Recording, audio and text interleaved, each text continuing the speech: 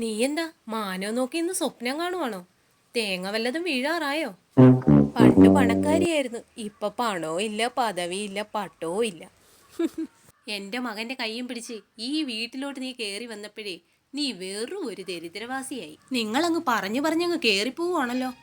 നിങ്ങളുടെ മകൻ ഓരോ കള്ളത്തരം പറഞ്ഞ് എന്നെ പ്രേമിച്ച് ദാ ഈ കുഴി കൊണ്ടുവന്നങ്ങ് ചാടിച്ച്, എന്നിട്ട് എന്റെ തലേ കയറുവാണോ?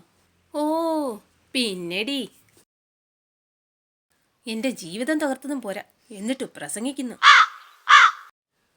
അതിന് അവൻ പുറകെ നടന്നപ്പോഴേ നീ എന്തിനാ ചാടിപ്പോരാൻ നിന്നത്? ആ, അവനാണെങ്കിൽ നിന്റെ കാശ് കണ്ടിട്ടാ നിന്നെ പ്രേമിച്ചത്. എന്നിട്ട് എന്തായി? നിന്റെ തന്തയും തള്ളയും ആങ്ങളെ ഒരുത്തനുള്ളത്, അവന് നിന്നെ തിരിഞ്ഞു നോക്കണുണ്ടോ? 1 രൂപ കാശ് നിനക്ക് കൊണ്ടുവന്ന് തരണുണ്ടോ? ഒന്നുമില്ല. ഇതിലും ഭേദം എന്റെ മകൻ വല്ല കോളനിന്നും പെണ്ണ് കെട്ടുന്നതായിരുന്നു. ആ, അത് മതിയായിരുന്നല്ലോ, പിന്നെ എന്തിനാ എന്റെ പുറകെ നടന്നത്? ഞാൻ വീട്ടിൽ നിന്നും പോരുമ്പം കൊട്ടപ്പടി കാശ് ഇങ്ങോട്ട് കൊണ്ടുവരുമെന്ന് വിചാരിച്ചോ? എന്നിട്ട് ഈ കുടിലങ്ങ് മാളികയാക്കൂന്ന് വിചാരിച്ചല്ലേ? സ്വപ്നം കാണുന്നതിനൊക്കെ ഒരു അതിര് വേണ്ടേ?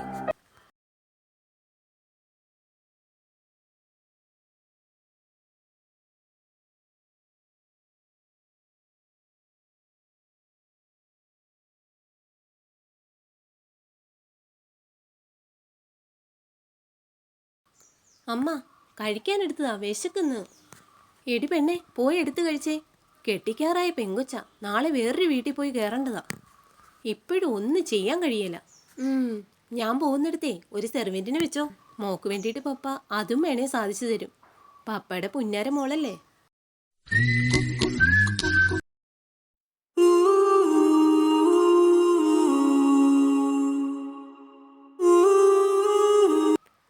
ചുരിദാറൊക്കെ കീറി തുടങ്ങി. ഇനി എന്ത് ചെയ്യുമോ എന്തോ. തീ കത്തിക്കാൻ പോലും ഒന്നും കിട്ടാനില്ല ഇപ്പൊ. എടി, ചോറൊന്നും ആയില്ലോടി? അവിടെ ഉണ്ടാക്കി വെച്ചിട്ടുണ്ട്, വേണമെങ്കിൽ പോയി എടുത്തു കഴിക്കേ. ബോംബെ സാഹിബിന്റെ മോളല്ലേ, ഗമയ്ക്കൊരു കുറവും വരരുതല്ലോ. എന്തായാലും പെണ്ണെല്ലാ ജോലിയും പഠിച്ച് നല്ല ചീത്ത പറയുന്നോണ്ട് ഗുണമുണ്ട് എന്തായാലും. ആ റിയേ, നീ ജീവനോടെ ഉണ്ടോടി? ഞാൻ വിചാരിച്ച് നിന്റെ ഫോണിൽ ചത്ത പോലെ അവര് നിന്നെ എങ്ങാനും തല്ലിക്കൊന്നായിരിക്കുമെന്ന്. ഞാൻ ആത്മഹത്യ ചെയ്താലോ എന്ന് വരെ ആലോചിച്ചതാ. ആ, എന്നിട്ട് അതിനുള്ള ധൈര്യം നിനക്കില്ലായിരുന്നെങ്കിൽ എന്നെ ഒന്ന് വിളിച്ചുകൂടായിരുന്നോ? അതിനുള്ള മാർഗങ്ങളൊക്കെ ഞാൻ പറഞ്ഞു തന്നേനായിരുന്നല്ലോ. പോടി. എടി, നിന്റെ അവിടുത്തെ അവസ്ഥയൊക്കെ എനിക്ക് ഊഹിക്കാവുന്നതല്ലേ ഉള്ളൂ. ആ, എന്തായാലും ഞാനെന്ന് പറഞ്ഞതൊക്കെ നീ കേട്ടിരുന്നെങ്കിൽ നിനക്ക് ഈ അവസ്ഥ ഉണ്ടാവുമായിരുന്നില്ല. നിനക്ക് വീട്ടിലോട്ടൊന്ന് വിളിച്ചുകൂടായിരുന്നോ? എനിക്ക് പേടിയാടി. പപ്പാനെയും മമ്മീനേക്കാളും പേടി ഏട്ടനെയാ. എന്നെ അവരെല്ലാം മറന്നടി. എടി, ഞാൻ ഇതിനൊന്നുമല്ല നിന്നെ വിളിച്ചത്. എവിടെയെങ്കിലും എനിക്കൊരു ജോലി നീ ശരിയാക്കി തരാവോടി? അതെങ്ങനാ? നിന്റെ പഠിപ്പ് പോലും കംപ്ലീറ്റ് ആയില്ലല്ലോ, പിന്നെ എന്ത് ജോലിയാണ് നിനക്ക് കിട്ടുന്നേ? എടി, നീ എന്നെ ഒഴിവാക്കല്ലേടി. എന്ത് പണി വേണമെങ്കിലും ഞാൻ ചെയ്തോളാം. എൻ്റെ അവസ്ഥ അതുപോലെ ആയോണ്ടാടി. ആ ശരി, ഞാനൊന്ന് നോക്കട്ടെ.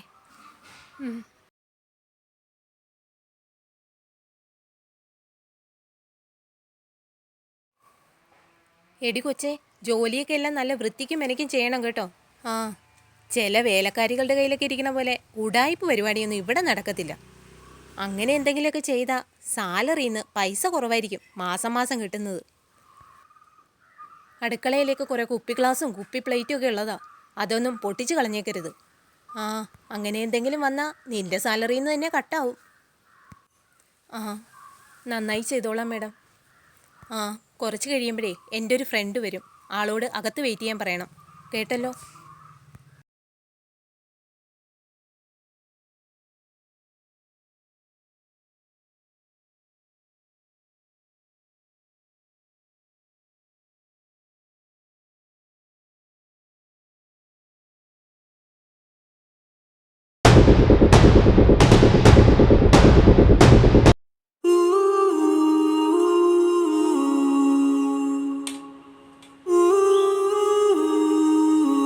മമ്മി, വേണ്ട, ഇങ്ങോട്ടാരും വരണ്ട, അവിടെ തന്നെ നിന്നാ മതി. എന്തായാലും നിന്നെ ഈ അവസ്ഥയിലൊക്കെ കാണാൻ പറ്റിയല്ലോ. വളർത്തി വലുതാക്കി ഇത്രയും നിന്നെ ഞങ്ങൾ ആക്കിയല്ലോ.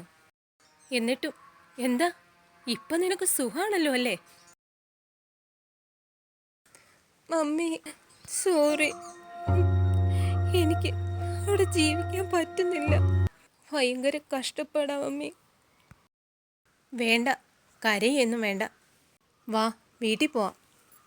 നിന്റെ പപ്പയ്ക്കാണെങ്കിൽ സുഖമില്ലാതിരിക്കുക. അതൊക്കെ നീ അറിഞ്ഞു കാണുമാവോ? ഒന്നും അറിഞ്ഞു കാണില്ലല്ലേ? നീ എന്ന് ഇറങ്ങിപ്പോന്നപ്പം വീണതാ. നീയാണെങ്കിൽ നിന്റെ വഴിക്ക് അങ്ങ് പോയി.